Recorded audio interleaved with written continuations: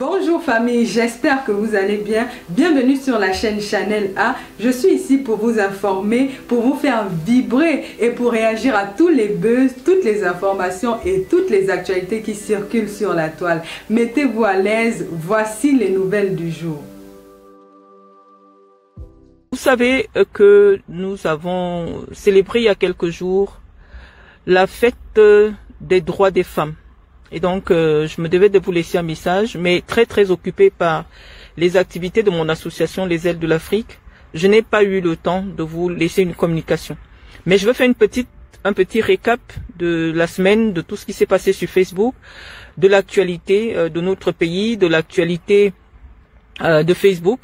Et je pense que ce sera bien. Alors, s'agissant des droits des femmes, nous avons notre compatriote Chimène Ngoly qui est venu se plaindre sur les réseaux sociaux. C'est un cas qui m'a personnellement touchée et je voulais pas écrire, je voulais lui laisser tout mon soutien parce que entre femmes, nous avons l'obligation d'être solidaires. Quel que soit les avis que nous pouvons avoir sur le plan intellectuel, nous devons d'abord être solidaires parce que c'est une femme qui est en détresse, c'est une femme qui, face à l'indifférence, n'a plus d'autre choix que de venir exposer sa vie intime sur les réseaux sociaux. Et donc, je voulais lui transmettre tout notre soutien et donner un avis par rapport à ce qui se passe. Je voulais dire que les mariages entre les femmes qui sont en Occident, qui ont déjà passé de nombreuses années en Occident, qui parfois ont eu une première vie avec des Occidentaux et par la suite vont épouser des gars au Cameroun, des hommes au Cameroun. C'est très difficile parce que une femme qui vit avec un occidental est éduquée à être l'égale de l'homme. Et lorsque vous êtes devenu l'égal de l'homme, allez refaire votre vie avec un homme qui vient d'un système éducatif où le patriarcat, c'est-à-dire que l'homme est le chef de la famille, ça devient très compliqué. Et au-delà de la différence culturelle, qui est énorme, parce que ce n'est pas anodin de vivre sur un continent où la culture, la mentalité, les us, l'Occident donne beaucoup de droits aux femmes. Et les hommes sont émasculés dans les maisons, généralement ici, parce que les femmes se sont battues pour avoir beaucoup de droits. Et au-delà de cela, la loi protège énormément les femmes en Occident. Et donc, lorsque vous avez un mari qui vient avec une autre éducation, une autre culture, une autre façon de faire, et qui vient partager votre vie en Occident, ça devient très compliqué. Donc, ce sont des mariages, c'est vrai, il y en a qui réussissent à s'en sortir, mais généralement, dans la plupart des cas, ce sont des mariages qui sont voués à l'échec à cause de la différence culturelle qui existe désormais entre les femmes ou alors les hommes qui vivent depuis de longues années en Occident et des personnes qui sont restées en Afrique. Parce que, oui, malheureusement, avant, au-delà du mariage, ceux qui restent en Afrique, pour eux, leurs sœurs et leurs frères qui sont venus en Occident sont parfois des sources d'intérêt.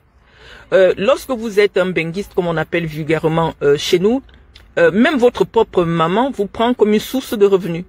Elle voit beaucoup plus l'intérêt que la personne. Donc imaginez-vous alors une personne qui n'est pas de votre famille, qui devrait vous prendre comme une personne à part entière. Non, vous êtes un intérêt, vous êtes une source de revenus, vous êtes un objectif. Et donc malheureusement, c'est très compliqué pour cette personne de comprendre que vous n'êtes pas qu'un papier, vous n'êtes pas qu'un titre de séjour, vous n'êtes pas qu'une carte de crédit. Et c'est très compliqué. Je ne déconseillerais pas ce type de mariage parce que le charme de l'amour aussi est du fait que on ne peut pas expliquer l'amour. On ne peut pas expliquer l'amour, on ne peut pas justifier l'amour. Et donc moi je veux pas dire n'allez plus épouser des hommes en Afrique ou alors du moins faites un effort de trouver des hommes africains sur place. C'est très compliqué parce que en Europe, l'institution du mariage est en train de perdre de toute oui, les gens ne sont plus trop portés sur le mariage. C'est d'ailleurs la raison pour laquelle le droit européen et les droits français, en fait le droit sur les territoires occidentaux évolue pour permettre à des personnes qui aimeraient se libérer des liens du mariage plus rapidement de vivre une union sans avoir les contraintes du mariage. Je vous parle de cela rapidement parce qu'après on va entrer dans le sujet qui vous intéresse. C'est simplement vous pour vous permettre d'avoir une mise en bouche. Parce que c'est aussi notre rôle en tant qu'intellectuel de mettre des mots à la souffrance des gens. Et donc, j'étais en train de vous dire, chers amis, que éventuellement, les Européens pensent aujourd'hui qu'il faut trouver une alternative au mariage. Et c'est pour cela que le pacte de solidarité, qui est encore appelé le Pax, permet aux personnes qui décident de vivre ensemble d'avoir les avantages, il faut appeler cela des avantages, du mariage sans les contraintes. Parce que oui, malheureusement, lorsqu'on entre dans les liens du mariage, il y a des engagements à respecter, l'obligation de participer au fonctionnement aux charges du couple. Vous ne pouvez pas être marié, par exemple, c'est le cas des femmes africaines qui parfois partent de l'Afrique pour venir épouser des Occidentaux ici et qui pensent que c'est comme au Cameroun où tu restes à la maison, tu es couché et ton mari blanc doit ramener tout à la maison. Vous allez voir que ce type de mariage ne dure généralement pas parce que culturellement c'est différent. En Occident, on tient à la lettre cet article du Code civil qui dit que chaque époux participera aux charges du foyer en fonction de ses moyens. Et donc, oui, malheureusement, l'Occident est une société où la femme qui a réclamé l'égalité avec l'homme doit participer. C'est pareil aussi pour l'homme qui vient s'installer avec une femme qui vient en Occident. C'est pas pour rester se croiser les bras, il faut participer. Et donc, malheureusement, ceux qui pensent que venir en Europe, c'est donner l'opportunité pour nourrir ceux qui sont au Cameroun, c'est très compliqué. On vous l'a toujours dit dans des directs, que la vie en Occident est calibrée au point où, lorsqu'on vous paye 1000 francs, on s'est déjà arrangé à ce que vous dépensiez 1200. Ça veut dire que vous n'avez pas les 200, vous les prenez à crédit. Donc, généralement, les gens ici vivent énormément à crédit. Et donc, pour quelqu'un qui vient du Cameroun, qui a laissé une première famille ou parfois des enfants au Cameroun, il se dit, je viens me chercher pour envoyer au Cameroun. Et ça devient très compliqué. Pour revenir sur le cas de notre jeune sœur, si on s'en tient, on n'a pas de raison de mettre en doute ses propos, parce que je vous ai dit, on ne peut pas cracher sur la souffrance d'une compatriote. Elle nous explique que en réalité, elle se serait mariée avec une personne qui a perdu sa virilité, pour rester correcte dans les mots et pour permettre à tout le monde de nous comprendre, c'est une personne qui ne bande pas. Moi, j'aimerais attirer l'attention des femmes africaines, surtout. Vous savez, lorsque on s'engage dans les liens du mariage, c'est aussi pour accepter qu'à un moment donné, vous puissiez vivre avec quelqu'un qui perd sa virilité. Parce que malheureusement, le corps d'un homme est appelé à un moment donné à ne plus fonctionner comme celui d'un jeune homme. Je sais pas comment vous expliquer ça en de thèmes plus catholiques, parce que nous sommes en train de traverser la période du carême, donc il y a certains mots ou certaines choses qu'on n'aimerait pas dire.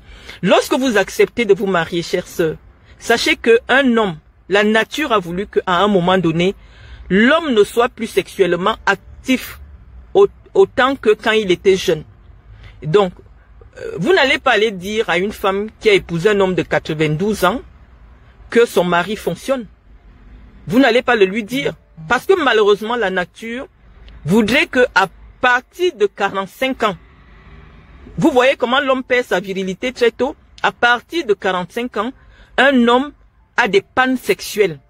Et donc, il faut tout un aménagement psychologique pour permettre à un homme, à partir de 45 ans, de pouvoir exercer sa virilité.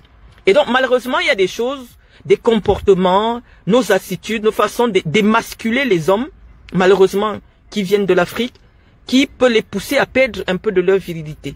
Parce que la virilité nécessite un certain nombre d'agrégats. C'est-à-dire que l'homme a besoin de se sentir chef. L'homme a besoin de se sentir fort. Mais vous arrivez dans une société où votre épouse, peut-être financièrement, parce qu'elle a des papiers que vous n'avez pas, a accès à un métier où elle est mieux payée que vous. Oui, il faut une hauteur d'esprit pour que l'homme continue à se sentir homme dans ce type de contexte. C'est-à-dire que dans un contexte où c'est ta femme qui te domine financièrement, l'homme a besoin de dominer la femme sur au moins plusieurs plans. Donc, il faut que nos sœurs comprennent que cet appareil que les hommes ont ne fonctionne pas tout au long de sa vie. Mais quand vous vous engagez dans les liens du mariage, c'est pour toute une vie, pour le meilleur et pour le pire. Ça signifie quoi? Ça signifie qu'il y aura une période où ça ne va plus fonctionner. Hein? Malheureusement, ça ne va plus fonctionner et donc vous devez adapter votre sexualité.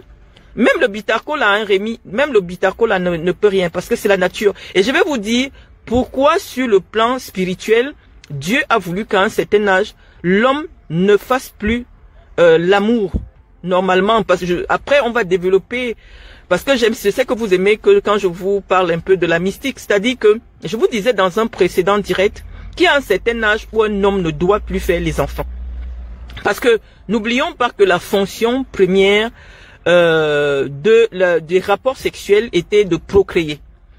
Mais la nature a voulu qu'à un certain âge, au vu de la faiblesse des spermatozoïdes ou alors de plein de choses que l'homme va faire, parce que spirituellement, l'homme quand il vieillit, il va vers sa déification, c'est-à-dire il veut devenir un dieu. Et un dieu ne se reproduit pas. C'est-à-dire qu'il y a des rites, par exemple spirituels, lorsqu'on les fait à un homme, c'est un homme qui ne procrée plus. Donc il faut comprendre que quand l'homme vieillit, il n'est plus fait pour faire les enfants. Maintenant, si vous voulez entretenir une forme de sexualité, parce que la sexualité, ce n'est pas uniquement la pénétration, le full penetration, comme les anglophones disent. La sexualité englobe plusieurs paramètres qui peuvent partir de la simple façon de parler à quelqu'un, une simple caresse, beaucoup de choses, la tendresse, parce que les Africains malheureusement ne connaissent pas la tendresse, les câlins. Vous voyez par exemple à une époque où le téléphone rose existait, il y avait des occidentaux qui appelaient uniquement pour entendre la voix d'une femme, pour entendre la voix d'une femme lui dire des choses, même s'il ne peut plus le faire. Voilà, il faut savoir que la sexualité a besoin on peut orienter la sexualité en fonction de l'âge. Les femmes africaines aiment trop la pénétration. Non, la pénétration, ce n'est pas uniquement cela qui constitue un rapport sexuel. Il y a beaucoup de choses qui peuvent participer à l'épanouissement sexuel. Il faut simplement savoir adapter votre routine sexuelle avec votre partenaire et en tenant compte du fait que malheureusement lorsque l'homme connaît des pannes sexuelles, si il a en face de lui une femme qui n'est pas compréhensive, il peut se fermer et ne pas vouloir proposer une autre forme de sexualité. Donc il faut être très très compréhensif et se dire que oui, lorsque vous vous engagez dans les liens du mariage, malheureusement il y aura une période où vous aurez en face de vous un homme qui ne pourra pas vous donner sa virilité de ses 15 ans. Et donc ça ne peut pas, c'est pour cela que le législateur camerounais ou français a pensé que l'absence de rapport sexuel ne peut pas constituer un motif, une cause péremptoire de divorce. Donc vous ne pouvez pas vous présenter devant le tribunal, devant le juge camerounais et lui dire mon mari n'écrit pas, le bic de mon mari n'écrit pas, je demande le divorce. Non, ce n'est pas une cause péremptoire. C'est-à-dire, c'est pas, quand je dis cause péremptoire, c'est pour les juristes, mais ce n'est pas une cause obligatoire qui lie le juge, qui dit au juge que non, comme le bic n'écrit pas, vraiment il faut que les gens s'y divorcent. Parce que c'est la vie, ça peut être un problème de santé, ça peut être la femme qui a un cancer de l'utérus et elle ne peut pas entretenir des rapports sexuels. Le fait qu'un homme ne puisse pas entretenir des rapports sexuels ne peut pas constituer un motif de divorce. D'après la loi camerounaise. C'est-à-dire, si vous êtes marié au Cameroun, vous ne pouvez pas, vous ne pouvez pas obliger un juge à prononcer le divorce parce que votre mari ne fonctionne pas. Ce n'est pas une cause de divorce. Maintenant, elle nous a expliqué que elle a mis des biens au nom de son mari et elle a pris un crédit pour faire le mariage. Bon, là-dessus, il faut qu'on lui explique et qu'on lui donne une solution. Rémi Langoué, tu ne m'as pas écouté tout à l'heure parce que je lisais pas les directs. Je disais que tu vois, c'est maintenant que je sors. J'ai eu un imprévu. Je peux plus faire le direct à 21h. Donc, je vous laisse le direct. Vous allez l'écouter plus tard.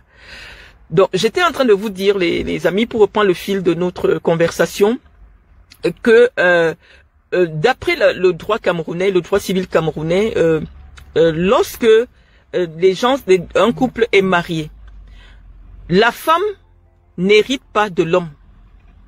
C'est pour cela d'ailleurs que on a toujours sollicité qu'il y ait un nouveau code de la famille au Cameroun pour protéger beaucoup plus les femmes camerounaises. La femme n'est pas l'héritière d'un homme si elle n'est pas l'héritière d'un homme. Ce sont les enfants qui sont des héritiers en principe, et sans enfants, ce sont les frères. C'est très compliqué. La femme est usufruitière du domicile conjugal, c'est-à-dire qu'elle peut habiter, mais elle ne peut pas vendre la maison, la maison conjugale. Quand je vous énonce ces quelques propos du droit camerounais, c'est pour vous dire que l'homme africain, quand il se marie, connaissant les lois, qu'elles soient coutumières ou elles soient légales, il veut se reproduire. C'est pour revenir au cas de notre sœur Chimène Goli.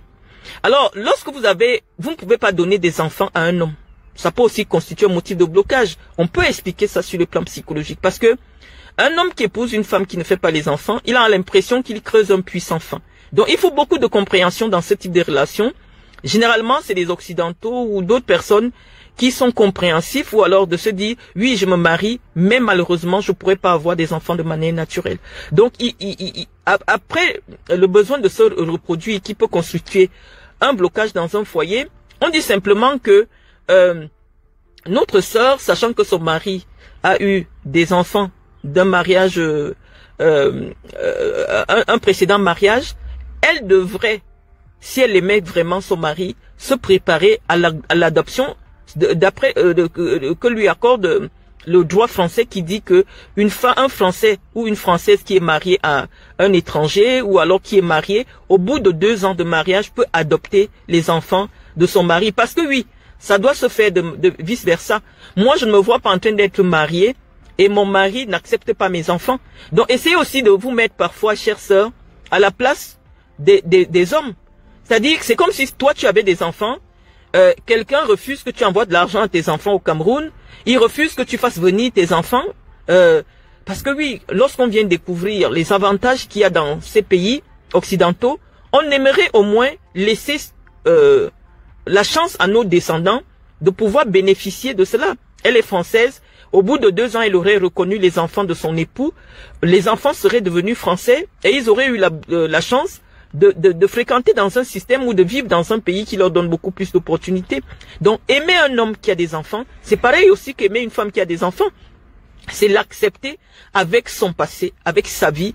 Je ne vois pas la femme au Cameroun qui serait malheureuse parce que son mari a épousé une femme qui a la nationalité française, qui reconnaît les enfants de son mari, qui prend les enfants de son mari et qui leur permet d'avoir une vie meilleure en Occident. Donc moi, je pense que il y a eu un certain nombre de paramètres. Il y a aussi eu un peu d'égoïsme qui n'ont pas favorisé l'éclosion ou alors l'épanouissement de ce mariage. Maintenant, la dynamique destructrice dans laquelle le couple est, on peut leur demander que vraiment, lorsqu'il y a de tels problèmes, malheureusement, les Français, quand ils agissent, ils punissent tout le monde. En principe, la France, elle était une terre très ouverte. C'est à cause de nos propres agissements, nous les Africains, que beaucoup de choses ont été supprimées ou alors ont été complexifiées parce que c'est nous-mêmes nos propres bouches. Si tu te sépares de quelqu'un, la loi en France laisse la femme, permet que ce soit la femme qui garde l'ancien domicile conjugal. Donc en principe, elle est dans son droit, elle va rester dans son appartement, l'homme va sortir. Mais pourquoi faire le tapage? Parce que ce tapage va desservir d'autres familles ou d'autres couples qui sont en attente de regroupement familial. Parce que les Français ne comprennent pas comment c'est possible qu'une femme s'engage dans les liens du mariage avec quelqu'un avec qui elle n'a jamais entretenu une intimité. Ça n'a pas de sens. Est-ce que c'est un mariage blanc? Et tout ce qu'elle déverse maintenant, oui, c'est quelqu'un qui tue. On comprend que derrière sa détresse, oui, elle veut empêcher que le gars renouvelle son titre de séjour, parce que malheureusement, s'ils se sont mariés en 2023, non, il n'a pas encore une carte de résident. Je crois que en ce moment, s'il doit avoir des récépissés sur récépissés, parce que si malheureusement il y a eu une plainte pour violence, malheureusement la préfecture, puisque c'est lui qui a été accusé, ne pourra pas renouveler son titre de séjour. Il a eu un titre de séjour d'1 an. On va lui donner des récépissés s'il a de la chance. Mais il n'a pas encore des papiers qui permettent qu'il fasse venir sa famille au Cameroun. Donc c'est très compliqué. Donc si elle est dans une dynamique où elle explique aux gens, oui, ce sont des gens du Cameroun qui écoutent ce qu'elle raconte, mais avec un titre de séjour d'1 an, il ne peut pas, et une situation financière qui n'est pas acceptable, il ne peut pas faire venir sa famille. Et donc, moi je pense qu'elle est un peu dans la surenchère. Mais cette surenchère va causer un préjudice à toute la communauté camerounaise. Et donc c'est pour cela que nous invitons souvent nos frères et sœurs, parce qu'on vous a donné un instrument qui est le téléphone et même Internet, pour vendre au monde votre culture. Mais vous avez décidé d'utiliser cet instrument pour vendre la bêtise, pour vendre la connerie et pour verser l'opprobre sur toute la communauté africaine. On ne peut pas se marier puisqu'on dit que la consommation du mariage est une obligation. Tu ne peux pas dire que tu es parti épouser quelqu'un, vous n'avez jamais eu des rapports sexuels.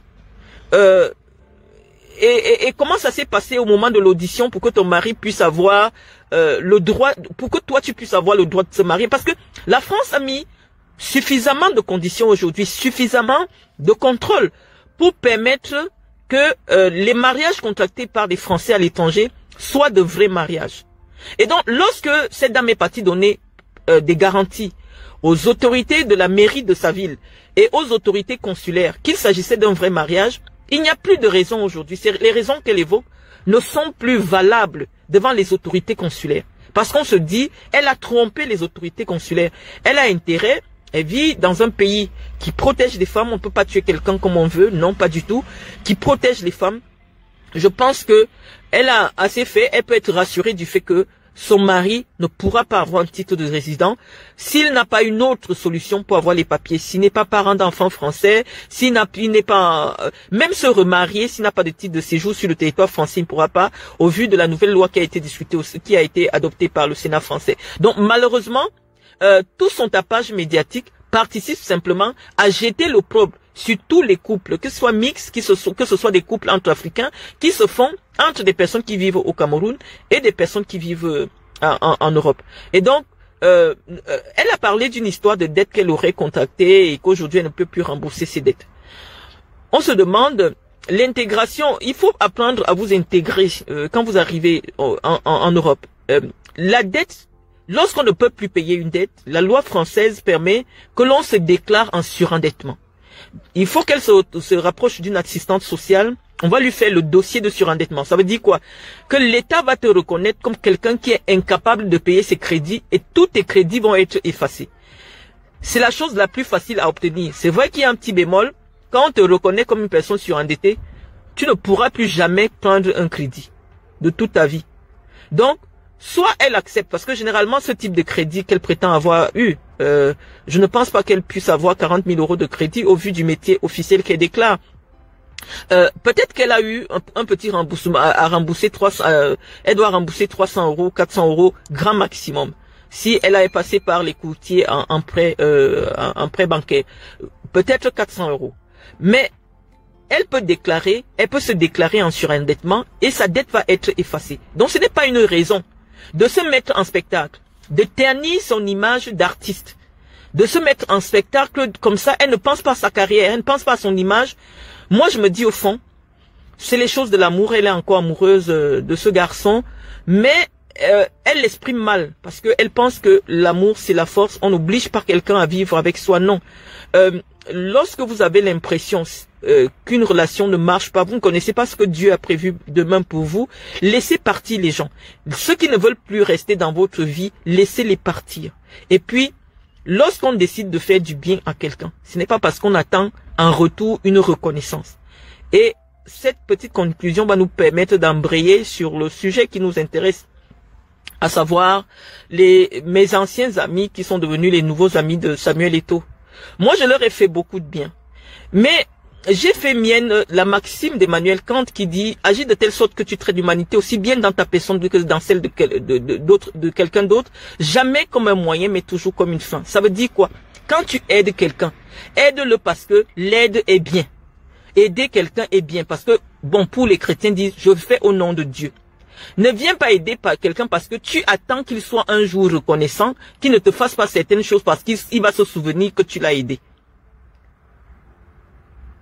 Hein? Il ne faut jamais aider quelqu'un parce que tu attends de la reconnaissance. Si c'était le cas, j'aurais fermé ma fondation. Je n'allais plus jamais donner mes 5 francs à quelqu'un.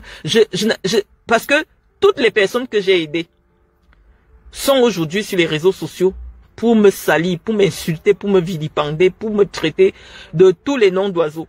Mais ça ne doit pas vous empêcher de rester une bonne personne, de continuer à aider. Parce que oui, si Chimène Ngoly a la nationalité française aujourd'hui, ça veut dire qu'elle a épousé un blanc qui lui a aussi donné les papiers. Est-ce qu'elle a déjà vu, qui a déjà vu un blanc pleurer sur Internet que j'ai donné les papiers à tête? Le blanc, il s'en fout. C'est la loi de son pays qui stipule que la nationalité d'une femme mariée ou d'un homme marié à un Français, c'est de droit. Donc pourquoi il doit se faire mal?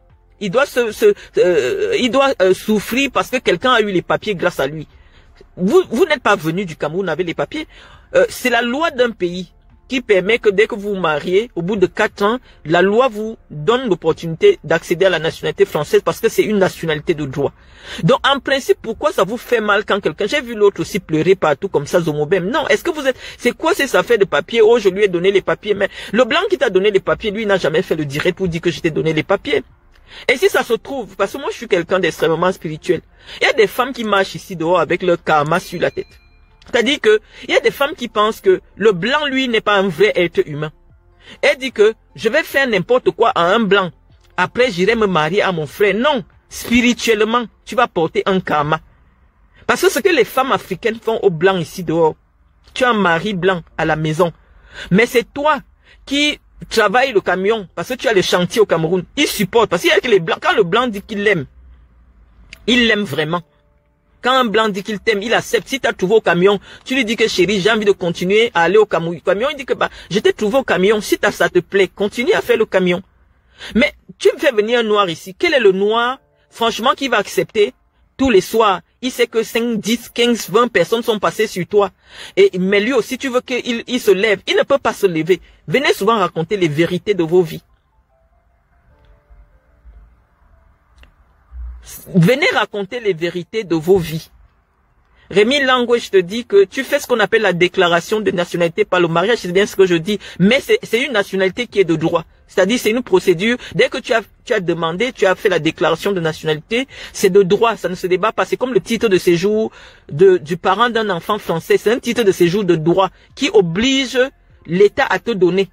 C'est un titre de séjour obligatoire. Je veux pas qu'on revienne dessus. On était en train de dire que il y a des femmes qui portent un lourd karma parce que ce qu'elles ont fait vivre aux blancs, elles pensent que quand elle va se mettre avec le noir, la nature va oublier.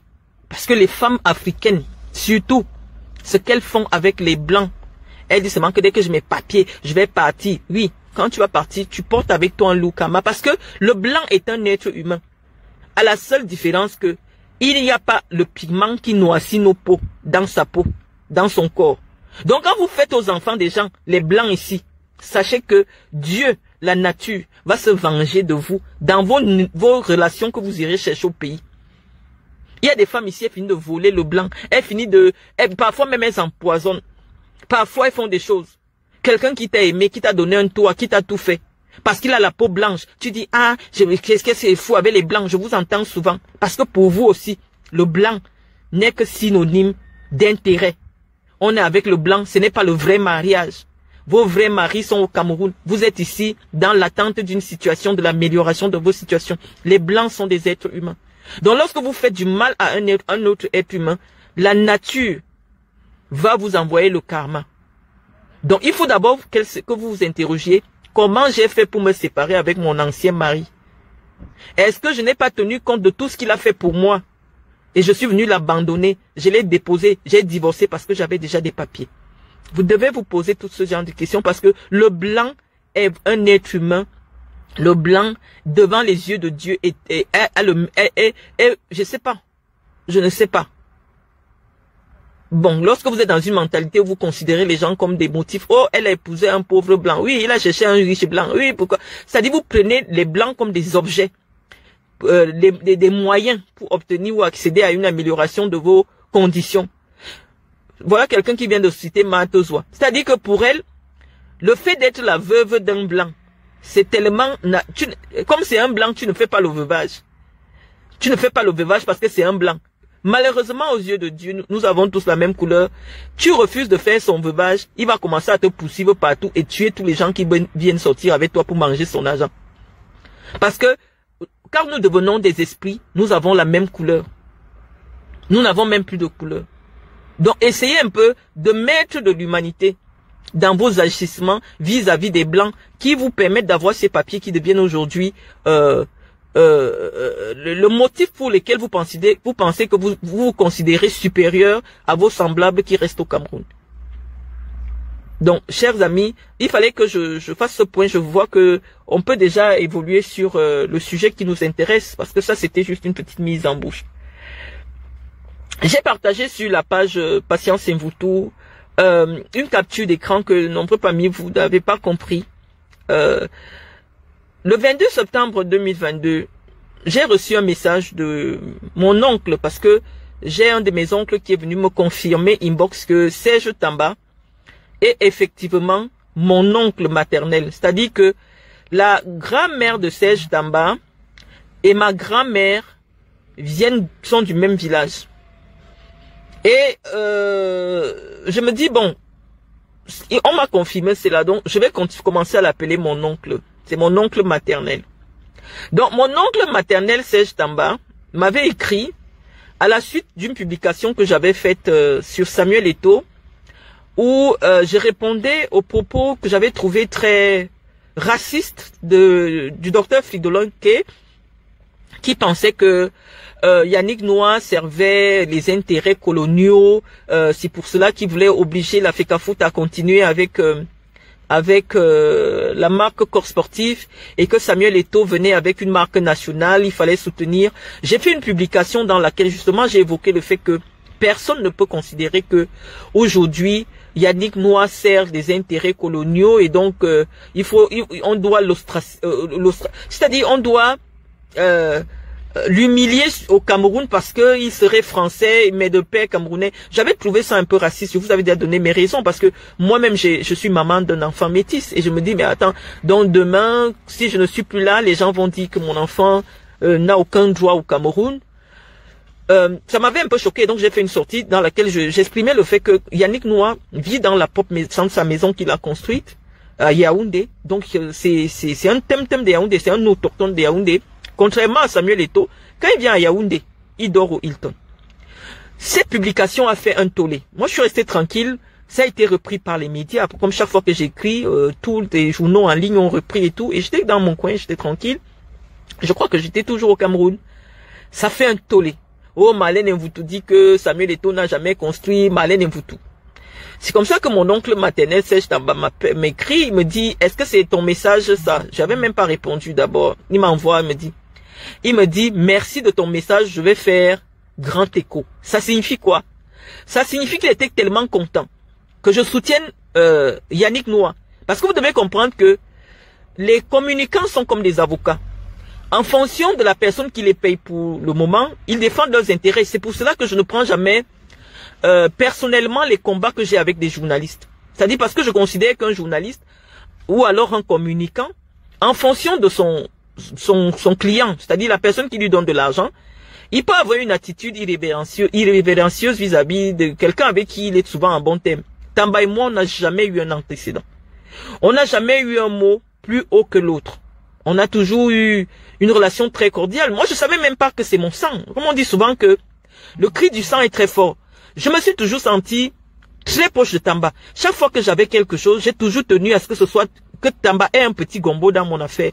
Je ne savais même pas que dans tout cela, le même sang qui coule dans mes veines, c'est-à-dire que moi, je peux pas sortir avec Tamba parce que c'est mon sang en fait. Je ne le savais pas jusqu'à ce qu'il y ait un oncle qui me confirme cela inbox, qu'effectivement, Tamba c'est ton oncle. C'est-à-dire que sa grand-mère à elle est partie se marier chez les Oyondo. Moi, j'ai vu un gars comme ça.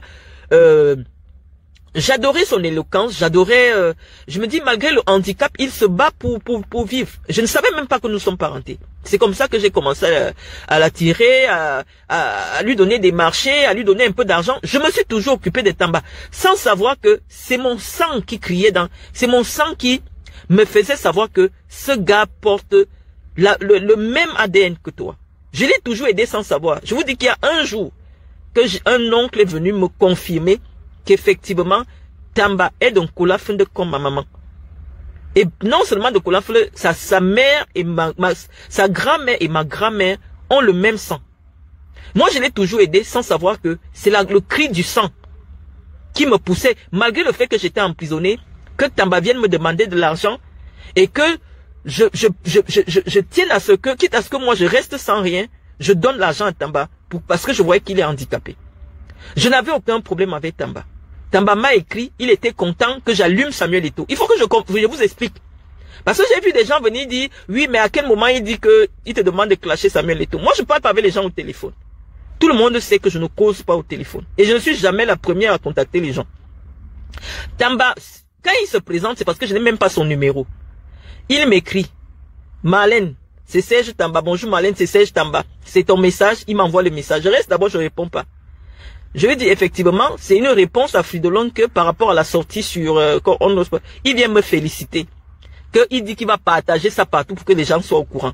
Oui, c'est ce message qui a fait que une partie des églisiens, s'il faut les appeler comme ça, me prennent en grippe parce que pour eux, le fait de dire que Samuel Eto'o dort une tonne, ça veut dire que Samuel Eto'o est pauvre, Samuel Eto'o n'a plus rien. Quand je vous ai dit, c'est Tamba qui m'a dit que non, Samuel Eto'o n'a plus rien et tout. Tamba me l'a dit. Mais moi, j'avais fait cette publication-là.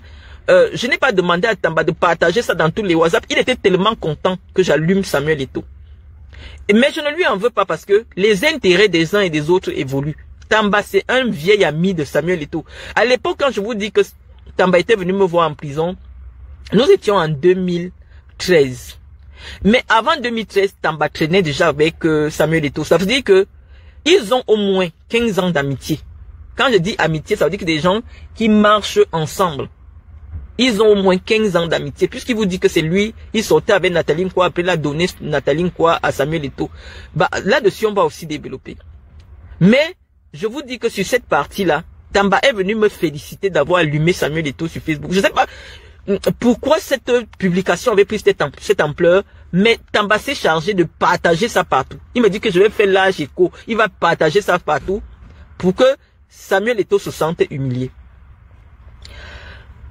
Il m'a envoyé ces choses. Vous savez, je ne parle pas au téléphone. Vous pouvez m'écrire pendant 10 ans. Si je ne trouve pas l'intérêt ou alors je ne trouve pas le temps de vous répondre, je peux ne pas vous répondre. Lorsqu'il se rapproche donc de Chantal Biya et de Medoulou, du camp Chantal Biya, je suis surprise de voir quelqu'un à qui je donnais mon argent, à qui j'avais aucun souci, aucun problème, organiser des groupes de femmes pour m'insulter sur Internet, lui-même faire des vidéos pour m'insulter. Je vous ai dit, c'est-à-dire que ce n'est pas parce que vous êtes dans un procès, un avocat défend son client contre vous que tu as un problème personnel avec son client. Mais moi, dans ma logique, moi je suis une juriste et je tiens compte de l'article 1384, 1385 qui dit que, dessus la responsabilité, qui dit que si le chien de quelqu'un te mord, on dit qu'il n'est pas responsable. Quand le chien te mord, ce n'est pas lui le responsable, c'est son patron qui est le responsable. Si la mangue de ton voisin tombe sur ton toit, ça pèse sur ton toit, ce n'est pas le manguier qui est responsable, c'est ton voisin qui est responsable. Moi, c'est un article du Code civil que moi je respecte. Donc quand un chien me mord, parce que les grandes personnes marchent avec des chiens de garde, tu n'as rien fait à quelqu'un, tu n'as aucun problème avec lui. Dès que tu as dit Eto'o, tu vois les gens commencent, ça veut dire que c'est des chiens. C'est des gens qui n'ont pas une conscience propre. C'est des gens qui n'ont pas leur propre conviction, qui rient quand le chef rit, qui pleure quand le chef rit. Donc moi je considère, qui pleure quand le chef pleure. Donc je considère que c'est des animaux. Et donc, parce qu'ils ne sont pas indépendants spirituellement, ils ne sont pas indépendants financièrement et moralement, lorsque je suis attaqué par un animal que j'ai identifié sur Internet, je réponds à son patron. Parce que je vois des gens comme Zonako qui a maintenant sa page Fambeti, qui me dit que c'est ma stratégie de clash. Non, lorsque un animal t'attaque, il faut chercher son maître. Parce qu'il n'y a qu'un animal qui peut commencer à attaquer quelqu'un qui ne lui a rien fait, avec qui il n'a pas d'antécédents. Non, c'est un animal. C'est un animal parce qu'il agit pour protéger son maître. Et donc, moi, je ne discute pas avec les animaux. Quand un animal m'attaque, je pars voir son patron. Je réponds à son patron. Parce qu'il sait qu'à la fin, c'est à son patron C'est avec son patron que moi j'ai des problèmes. Moi, je ne me suis pas un animal. Donc, quand Tamba vient m'attaquer, alors que je n'avais aucun problème avec lui, alors qu'il venait m'apprécier, je vais même vous dire pourquoi nous avons décidé à un moment donné de répondre à Samuel Eto'o sur la place publique. Vous vous souvenez qu'en 2022, j'ai été nommé responsable de la communication d'un mouvement franquiste au Cameroun. Et lorsque je développe ma stratégie de communication pour donner une image de rassembleuse, une image présidentielle à Franc-Biya, nous avions pensé que Samuel Eto'o faisait beaucoup de l'ombre à Franc-Biya, d'autant plus que j'avais échangé avec Dougali, qui est un de ses conseillers en communication, qui m'avait clairement fait part de leur ambition de faire de Samuel Eto'o un homme présidentiel qui pourrait éventuellement briguer à la présidentielle, à la présidence de la République au Cameroun. Et donc, moi, dans ma stratégie d'attaque, étant donné que j'étais responsable de la communication, j'avais pensé que il fallait fragiliser l'image très positive que Samuel Eto'o avait au moment où il prend l'Africafoot. Donc, ce n'est pas un problème personnel avec Samuel Eto'o. C'est que nous sommes, lorsque je dois communiquer pour un client, je regarde la stratégie que je vais appliquer. Et Samuel Eto'o, pour nous, pour conquérir l'opinion, était un problème. Et donc, c'est comme cela que je conçois une communication dans laquelle il faut abaisser l'image de Samuel Eto'o, parce que Samuel Eto'o, il était vraiment, dès que Franc-Biya va dans le nord, Samuel Eto'o va faire une sortie dans le nord. Il y avait un truc qui me dérangeait. Et donc, dans la conception de la communication que j'étais en train de mettre sur pied avec tous les communicants que j'avais réunis autour de moi, j'avais d'ailleurs contacté Serge Tamba qui m'avait dit que il soutient Franc-Biya, mais pour le moment il préfère rester en retrait. Donc c'est dans la continuité de cette mission que nous avions que Tamba me contacte, parce que ça nous fait du bien de fragiliser Samuel. Il faut comprendre, parce que lorsque nous venons nous exprimer, parce que vous avez accès à nous facilement, vous banalisez un peu ce que nous faisons. Non, nous sommes des communicants, il faut avoir du respect. Tamba, je peux dire ce que je veux sur lui, mais c'est un communicant. Je ne prends pas personnellement les attaques qu'il a contre moi. Je sais qu'il a un client actuellement qui estime que mes sorties font sensation en ce qui le concerne.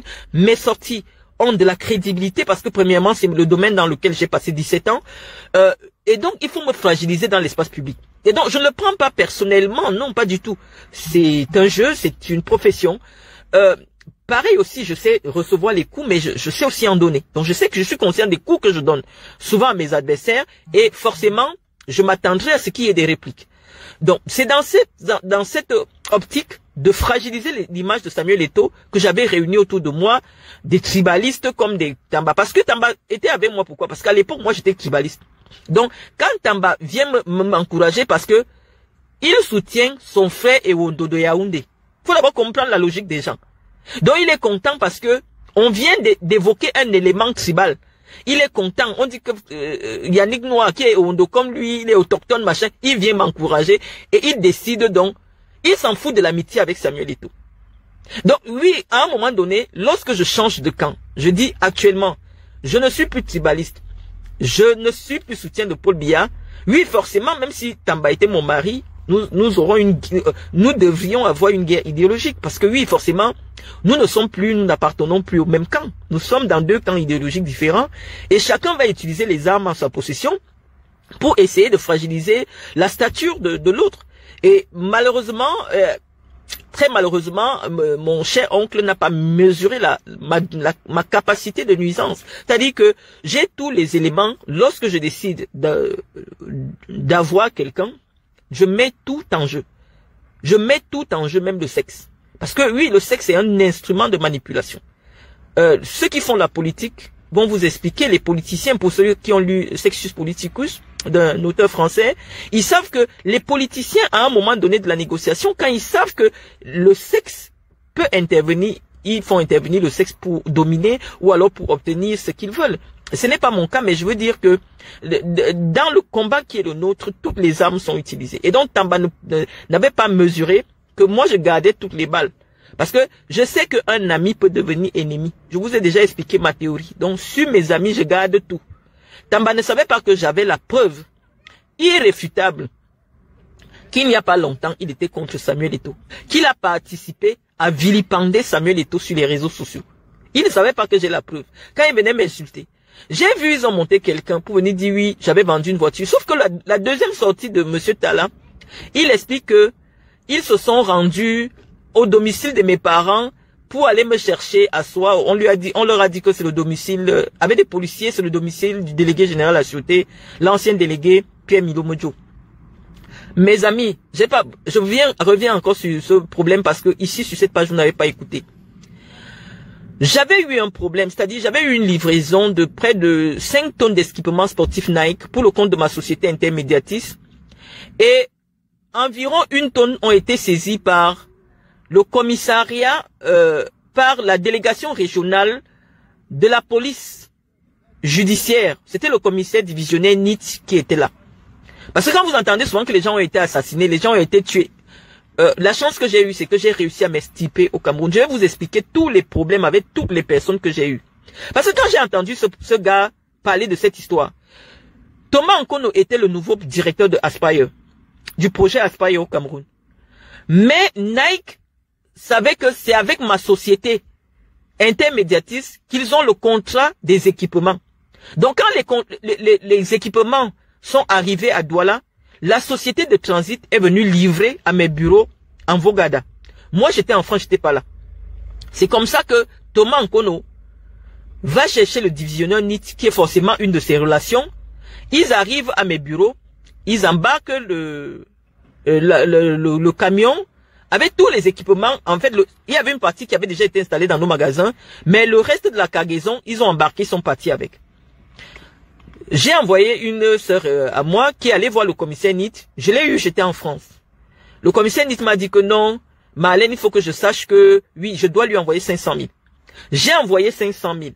Mais ma sœur a dit que, tel qu'elle voit l'affaire, Thomas Nkono aussi a déjà donné quelque chose, peut-être un peu plus, et il voit le commissaire NIT ne va pas être de notre côté dans cette affaire. Donc, vaut mieux qu'on ne lui donne pas les 500 000. C'est comme ça que je ne donne pas 500 000 au commissaire NIT.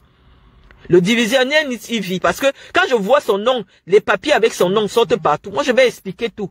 Le commissaire NIT m'a appelé. Le divisionnaire NIT m'a appelé. Il m'a dit que je dois lui envoyer 500 000. J'ai bien envoyé 500 000. Mais ma sœur a dit qu'elle ne lui donne pas. Parce qu'elle voit qu'il est en train de faire le faux. C'est comme ça que Thomas Nkono se retrouve avec près d'1 tonne d'équipement qui sera à moi. Maintenant, ils ont envoyé un huissier sceller mes bureaux. Dans la nuit, je ne sais pas comment mes employés ont fait. Moi, j'étais en Suisse. Ils ont cassé le bureau. Ils ont sorti tous les équipements. C'est-à-dire, ils ont cassé les scellés. Ils ont sorti tous les équipements. J'étais en Suisse. Je n'étais pas là. C'est comme ça que le commissaire NIT, qui était déjà... Parce que il s'entendait aussi bien avec moi, le divisionnaire NIT. Il s'entendait bien avec moi. On avait parlé, on avait dealé. Mais le divisionnaire, maintenant, s'entend avec Thomas Nkono pour qu'il me prenne mes équipements, soit disant que le projet Aspire est forcément lié aux équipements Nike. Alors que ce n'était pas la vérité. J'étais ensuite, je n'étais pas au Cameroun. Pour chercher les équipements, ils viennent à mes bureaux étaient vides. Ils se disent que il faut qu'ils aillent fouiller chez ma mère à soi. J'ai dit qu'il y a une cargaison de policiers qui sont arrivés chez moi. Ils regardaient même à l'intérieur des puits, ils regardaient partout. Ils ont violé le domicile de ma mère sans mandat. Ils sont entrés, ils ont regardé dans les plafonds si on avait caché les équipements dedans. Ils n'ont rien trouvé. Je suis aujourd'hui surprise que le même Talla qui serait peut-être un proche à Thomas Nkono ou alors au commissaire NIT raconte cette histoire en disant que lorsque l'escouade de policiers arrivait à soi, c'était pour venir me chercher parce que je lui avais vendu une voiture de location. Vous comprenez la manipulation. L'affaire existe, l'affaire est connue de tous. C'est-à-dire que le commissaire NIT a envoyé des policiers chez moi pour venir chercher parce qu'on avait cassé les scellés, on avait sorti les équipements et ils sont venus fouiller pour savoir où j'avais rangé les équipements. Oh, je n'étais même pas au Cameroun. Quand j'ai compris ce gars raconter cette histoire et prétendre, alors que j'avais des bureaux en plein Vogada, qu'il m'aurait remis 6 millions dans un bar où on mangeait le poisson brisé, j'ai dit mais attends, moi je suis quelqu'un, je suis une petite femme mais j'ai beaucoup de poids. Comment je peux aller m'asseoir dans un tourneau d'eau et je reçois 6 millions au marché central? Non, je te fais, mes bureaux sont en Vogada, quelque part là, tu viens à mon bureau. Je prends l'argent, je décharge l'argent. Comment je vais prendre l'argent dans un bar? Quand il a raconté ça, les amis, vous devez comprendre que c'est quelque chose de faux. Je suis quelqu'un qui se donne beaucoup de pesanteur, qui se donne beaucoup de respect. Je ne peux pas aller dans un tourneau d'eau, manger du poisson brisé. Non, je me prends trop au sérieux. Surtout en ce moment-là, où je pensais que j'étais le centre du monde, je ne peux pas accepter. Même si c'est un homme qui me fait la cour et m'invite à manger le poisson brisé pour me donner 10 millions après, je ne peux pas accepter. Parce que malheureusement, il y va du prestige de mon image. Son histoire est complètement fausse. Il prend un autre problème que j'ai eu avec le commissaire NIT. Il s'arroge le fait d'être venu chez moi avec une escouade de policiers, chez mes parents avec une escouade de policiers. Non, l'escouade de policiers est arrivée à la recherche des équipements qui avaient été enlevés de mes bureaux et conservés en lieu sûr par mes employés. Donc, lorsque je vous ai raconté tout cela, je vous dis, je ne prends pas personnellement le combat idéologique que j'ai avec les communicants de Samuel Eto'o. Et ils ont raison de m'attaquer parce qu'ils se disent que la parole de Marlène est suffisamment crédible, suffisamment impactante. Et donc, si l'on veut faire passer nos idées, il faut affaiblir l'image de Marlène, oui. Quitte à traverser les liens du sang, de traverser l'amitié, de faire preuve de beaucoup d'ingratitude. Moi, je prends pas ça personnellement et je dis, c'est Dieu qui me révèle les visages de tout le monde. Ces gars, de la même manière qu'on leur donne de l'argent pour insulter des gens qui leur ont donné à manger. Je l'avais déjà dit dans un précédent direct. Tamba que vous voyez là, si quelqu'un le prend dans un coin, il lui donne 10 millions, que va donner le poison à Samuel Eto'o? Il ne va pas exister. Il ne va pas hésiter parce que ce sont des gars qui ont faim. Et donc, moi j'ai pour habitude de ne pas considérer quelqu'un qui a faim, qui n'est pas à mon niveau, comme étant un ami. Non. Je te prends comme quelqu'un que j'aide et je te tiens suffisamment à distance parce que c'est la raison pour laquelle personne ne connaît ma vraie vie. Personne ne peut vous raconter parce que j'ai toujours mis chaque chose dans une case. J'ai besoin de ces tireurs à gage parce qu'ils m'aident dans l'espace public à relayer mes opinions, à relayer mes convictions, donc je leur donne de l'argent. Mais en aucun moment, je ne les considère comme des amis. Non, pas du tout. Parce que je vous ai dit dans un précédent direct, malheureusement, nous allons revenir parce que ceux qui sont sur cette page ne sont pas forcément sur l'autre page. Évitez d'être les amis des... comment on les appelle, des journalistes ou alors des blogueurs et tout ça. Devant un buzz, devant quelques billets, ils ne vont pas hésiter à vous sacrifier. Et ça a toujours été cela ma logique. Lorsque j'ai dit cela, ça va nous permettre de donner un avis par rapport à la candidature supposée ou réelle de Samuel Eto'o à la CAF. En fait, lorsqu'on t'entoure des amateurs, on est toujours obligé de subir une forme de communication qui laisse à désirer. Avec l'affaire Samuel Eto'o, on a l'impression que c'est la première fois que le Cameroun va accéder à la CAF. On oublie qu'il y a un Camerounais, Issa Hayatou, qui a fait 25 ans président de la CAF. Actuellement, les communicants de Samuel Eto'o sont en train de faire comme si le poste de vice-président de la CAF était quelque chose de ouf, ou alors c'est le bout du tunnel. Non, il y a un Camerounais du nom de Issa Hayatou, que vous avez enterré il n'y a pas longtemps, qui a passé 25 ans président de la CAF. Et lorsqu'il décide d'aller à la CAF, c'est parce qu'il avait déjà donné au moins une Coupe d'Afrique au Cameroun. Seydou Mbombo Njoya,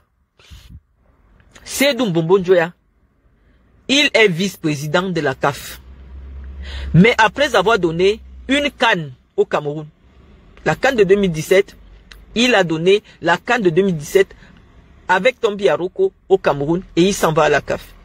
Moi, personnellement, ce qui me dérange, c'est l'esprit machiavélique qui entoure généralement les exploits de Samuel Eto'o.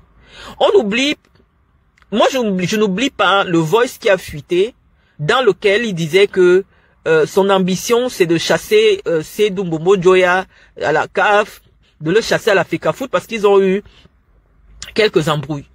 Je vais rappeler ici parce que c'est des histoires que je connais.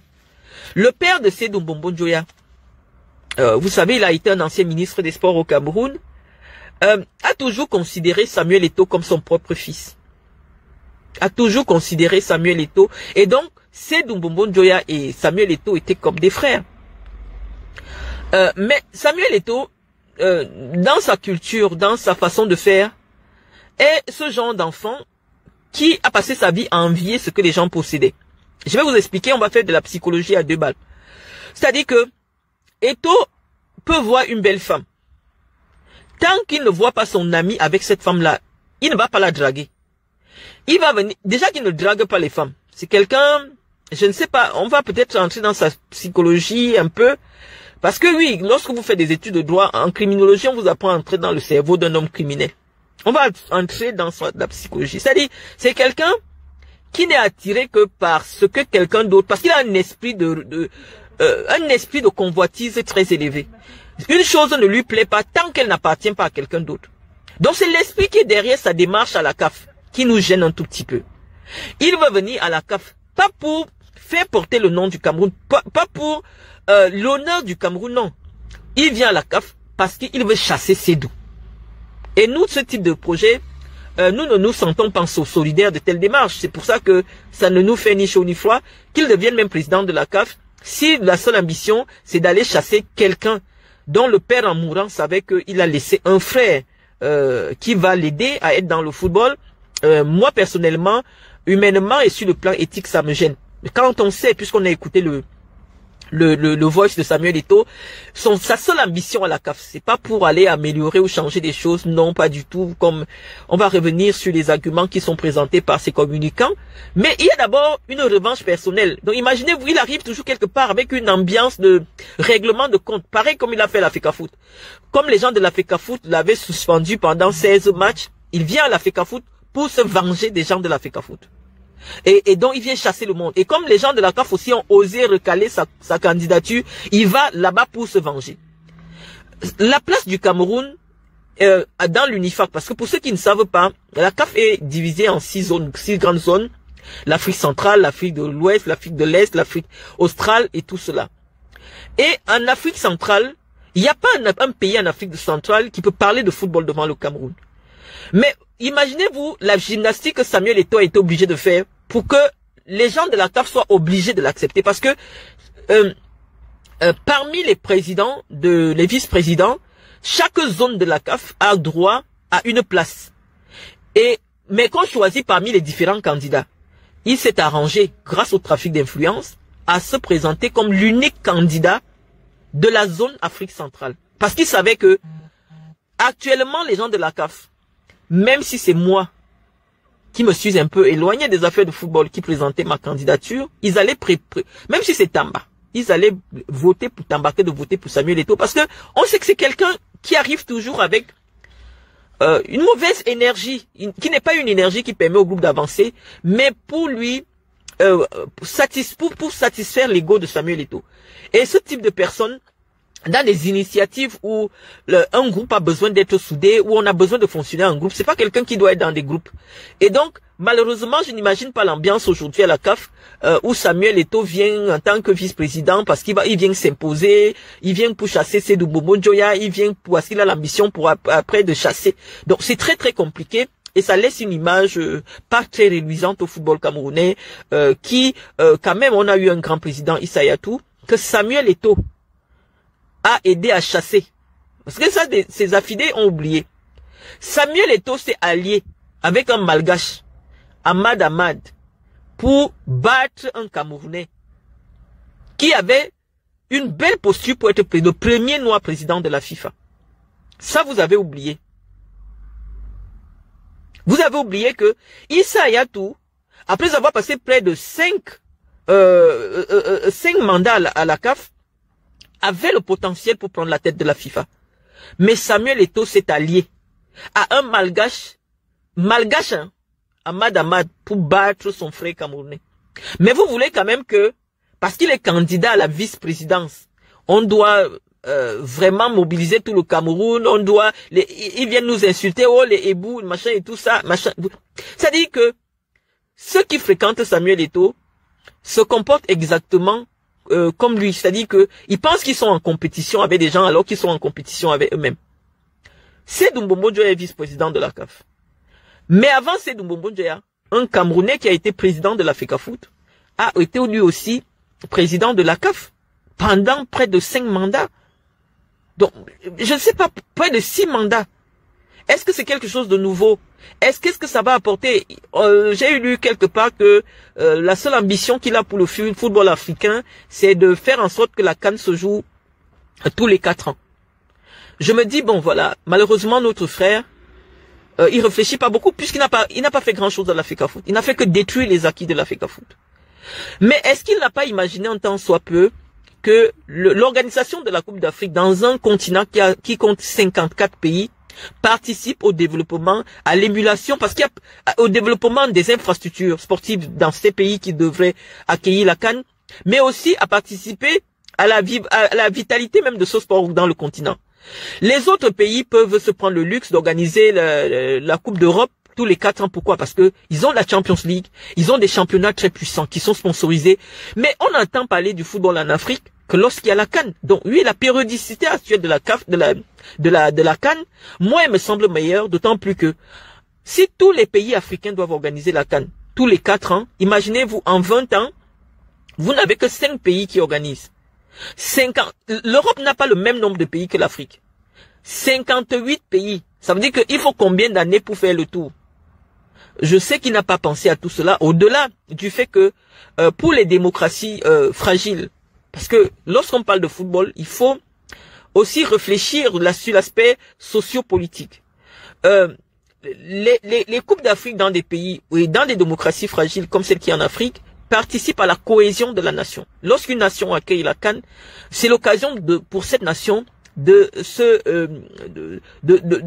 s'unir pour un but. Et donc on a vu que la CAN participait à créer une solidarité dans les pays, à créer une stabilité politique dans les pays. Parce que vous allez remarquer que lorsque Paul Biya décide d'organiser la CAN, tout le monde, que ce soit les opposants, que ce soit les opposants au régime, tout le monde était d'accord avec lui que le Cameroun devait accueillir la CAN. Et donc pendant longtemps, pendant la période de la phase de la préparation de la CAN, on a dit donnons la chance à Paul Biya d'organiser au moins une CAN avant de partir. Donc c'est un atout politique pour les politiciens de pouvoir organiser ce grand événement de football qui leur sert de vitrine et qui conforte leur légitimité en tant que président bâtisseur. Donc je pense que l'Afrique pour le moment, très personnellement, a besoin d'une compétition qui existe tous les 2 ans. Parce que imaginez-vous une CAN tous les 4 ans. Les gens vont même oublier le football. Il y aura plus d'enjeux. Il n'y a pas un grand championnat africain qui fait vivre le football africain. Je vois pas l'intérêt vraiment de passer la CAN de 2 à 4 ans. Je vois pas l'intérêt, mais on nous fait comprendre que c'est l'ambition phare de Samuel Eto'o qu'il voudrait porter à la tête de la Confédération africaine de football. Mais lorsqu'on voit l'état dans lequel Samuel Eto'o a mis l'Africa Foot, très sincèrement, on n'a pas envie qu'il arrive à la tête de la CAF un jour, parce que malheureusement, parce qu'il a oublié son histoire. Le football en Afrique, au-delà de l'aspect social, comme je vous ai dit, l'aspect politique, je l'ai évoqué tantôt, participe quand même à créer la paix en Afrique, la solidarité entre les peuples. Et confier ce sport, qui est le ciment de notre unité en Afrique, à quelqu'un qui a un esprit immature, ce sera faire preuve d'irresponsabilité. C'est la raison pour laquelle, oui, obligatoirement, puisqu'il s'est arrangé pour qu'il n'y ait pas d'autres candidats de l'UNIFAC, il va peut-être il sera vice-président de la CAF, mais pour apporter quoi? On ne l'a pas entendu. On ne l'a jamais entendu. Sur la seule ambition, c'est de concurrencer les Blancs, non. Le football crée des ponts là où les gens essaient de mettre des murs. Le football ne sera jamais un instrument de compétition malsaine, de rivalité raciste. Le football restera et sera toujours un trait d'union entre un sport et notre culture, sera toujours une vitrine entre nos aspirations, pour nos aspirations les plus profondes. Donc, lorsque je vous ai dit cela, je vais peut-être lire vos commentaires parce que lorsqu'on est dans la réflexion, malheureusement, on ne peut pas vous lire au même moment. Donc, je vous ai dit ce que je pensais très exactement du projet quasi machiavélique de Samuel Eto'o. Je pense, à mon avis, que Samuel Eto'o a besoin d'un peu d'altruisme. à plus de 40 ans, on n'est plus un gamin. Et je pense que Samuel Eto'o aurait milité quand même à porter Ekosséline, qui est une femme, malheureusement, oui, elle a ses limites, mais qui a passé beaucoup d'années dans le football, et à plus de 70 ans, elle devrait avoir une place honorifique à la CAF pour présider à la commission du football féminin africain. Je pense que Samuel Eto'o, étant jeune, pouvait permettre à Ekosséline de monter à la CAF et de présider à la commission du football féminin. Je pense que ce serait une très belle image, surtout que nous sommes au mois de mars, donc nous défendons aussi nos acquis en tant que femmes. Je pense que Samuel Eto'o aurait eu l'intelligence de se mettre un pas en retrait puisqu'il a toute sa vie devant lui et de positionner une femme. C'est quand même la première femme du Cameroun à être première vice-présidente de l'Africa Foot, de la positionner pour qu'elle puisse entrer au comité exécutif de la CAF et de prendre la tête de la commission du football féminin africain. Je pense que ça aurait été bien et on aurait applaudi, hein, parce que on attend toujours que Samuel Eto'o pense à quelqu'un d'autre qu'à lui. Il est égocentré, c'est-à-dire il ne pense qu'à lui, ce n'est que lui. Moi, je n'ai jamais vu quelqu'un marcher avec Eto'o devenir quelque chose. J'ai jamais vu un ami d'Eto'o, pendant qu'il marchait avec Eto'o, lui aussi construit un immeuble. Je n'ai jamais vu. C'est-à-dire, il s'arrange toujours à ce que tout le monde soit en bas de lui et qu'il soit le seul à briller. Mais dans la vie, nous devons éviter d'être des manguiers. C'est-à-dire, c'est le manguier qui pousse et ne veut pas qu'une autre herbe pousse à côté de lui. C'est-à-dire que, humainement, en tant qu'humains, nous devons former une chaîne d'union. C'est-à-dire, nous devons nous soutenir, nous devons être solidaires. Lorsque quelqu'un est égoïste, il est égocentrique, ce n'est que lui, c'est-à-dire, partout où il passe, on ne parle même plus des lions indomptables. Ce n'est que de Samuel Eto'o. Toutes les pages qui doivent faire la promotion du football camerounais ont mis le football camerounais de côté, ont dressé les joueurs camerounais les uns contre les autres, insultent d'autres joueurs camerounais qui sont en compétition. Parce que lorsqu'on fragilise l'image d'André Onana, qui devait être un cadre de l'équipe nationale aujourd'hui, dont l'image devait permettre peut-être au football camerounais de rester au top, il s'arrange à financer des pages, qu'il fragilise l'image d'Onana. On voit des Camerounais qui prient pour qu'Onana perde des matchs. Vous comprenez que son esprit est malsain. C'est pas quelque chose de positif. Mais tout le monde ne peut pas travailler à la gloire d'une seule personne. C'est-à-dire que même Biya, qui est président, il s'arrange à ce qu'il y ait des gens comme Ayan Luc qui existent. Il y a des gens comme Kaba Yege qui existent depuis des années, sont là, les Laurent Esso qui existent. Autour de Samuel Eto'o, il n'y a personne. Déjà, il change ses proches comme on change des mouchoirs après usage. Oui, toi je te veux plus, toi je te prends, toi je te veux plus, toi je te prends. Et c'est pour ça qu'il ne soit pas surpris quand je lui mange le tobassi, parce que oui, un individu qui ne dit pas que bon voilà, je suis au niveau 10, je vais quand même permettre aux gens qui sont autour de moi d'arriver au niveau 5. Moi je trouve que c'est pas intéressant.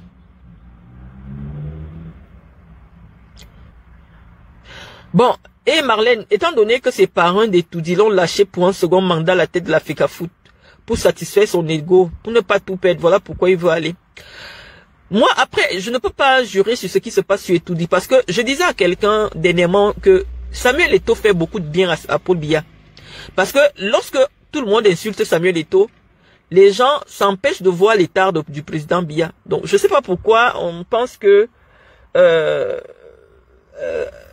Samuel Eto'o est lâché par ses parents en haut. Je sais pas. Moi, je pense que s'il m'avait été donné s'il m'avait été donné l'opportunité de m'exprimer sur cette question, je pense que le régime Biya a beaucoup plus besoin de Samuel Eto'o que Samuel Eto'o a besoin du régime.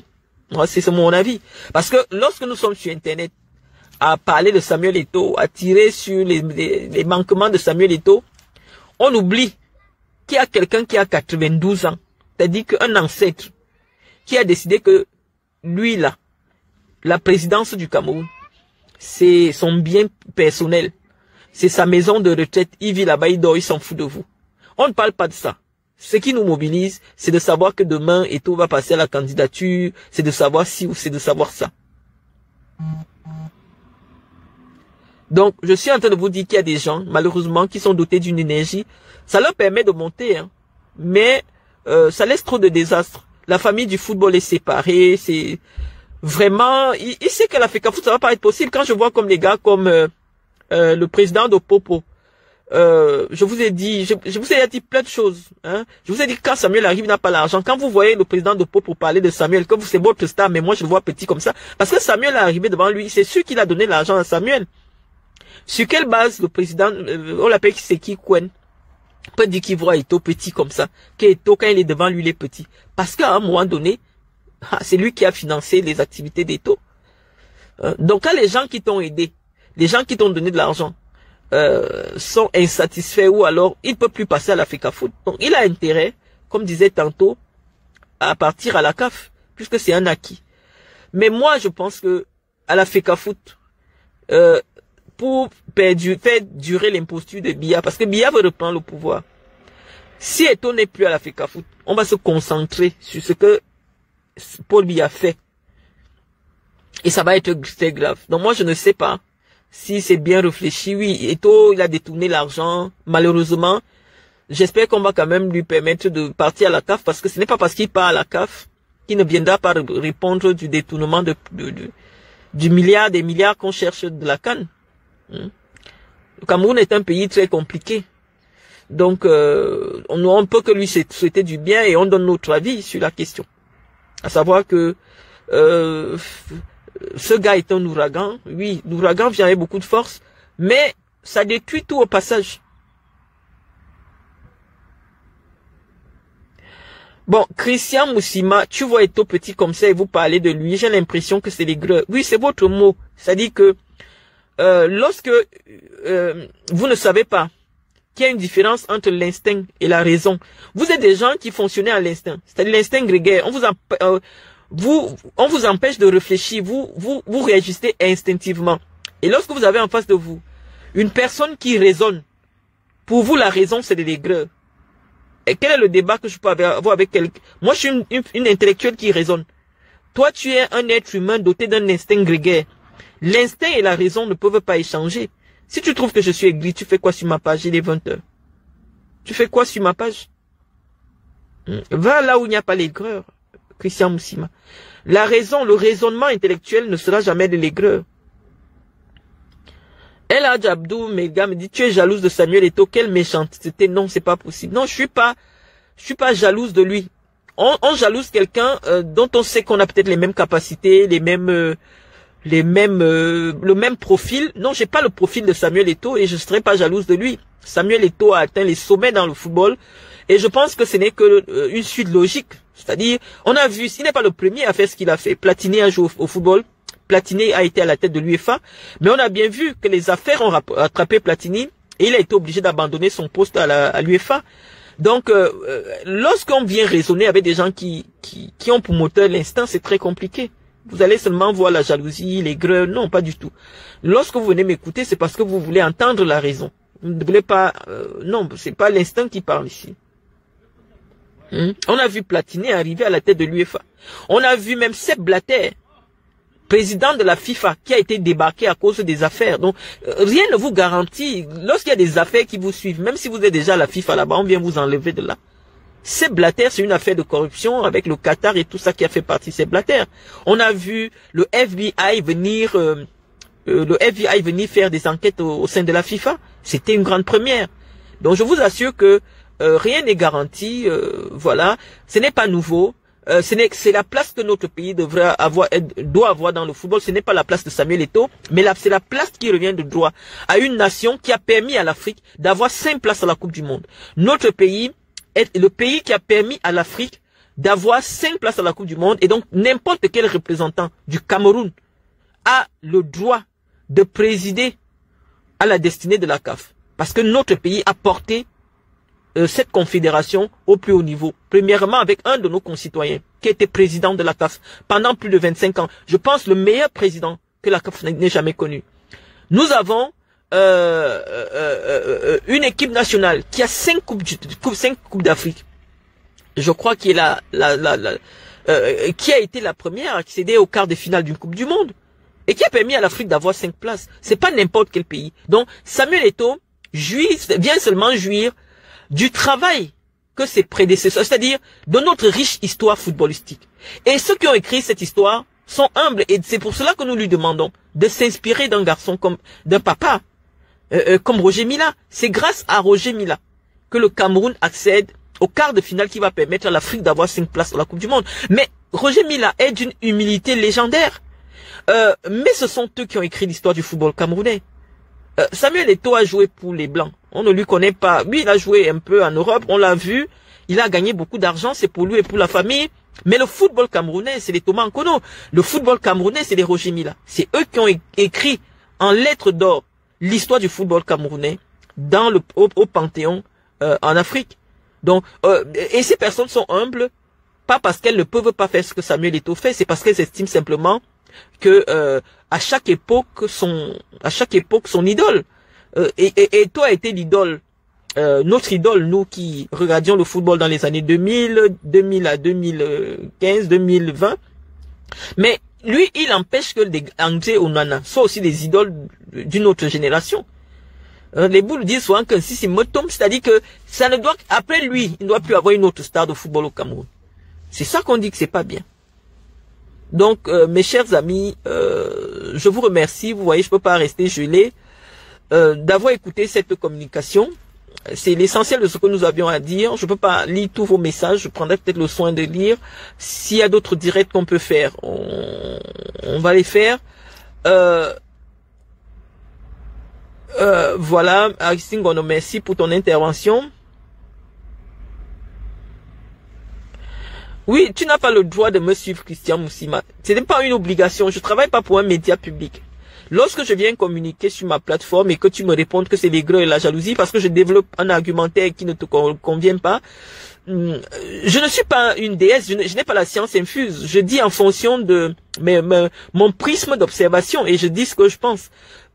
Forcément, ça peut ne pas te plaire, mais tu peux avoir le respect de ne pas venir me traiter d'aigri. Non, Samuel Eto'o, moi j'ai jamais joué au football de ma vie. Samuel Eto'o a atteint le sommet dans le football en termes de jeu.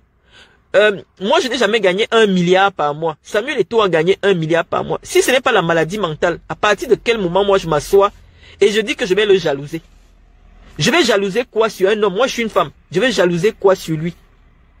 Je l'aurais jamais rencontré, j'allais dire, oh vraiment, qui fait, j'ai aussi une photo avec Samuel Eto'o. Non, je le connais personnellement. Donc, la jalousie va venir à partir de quoi? Ce sont les hommes qui peuvent être jaloux de Samuel Eto'o.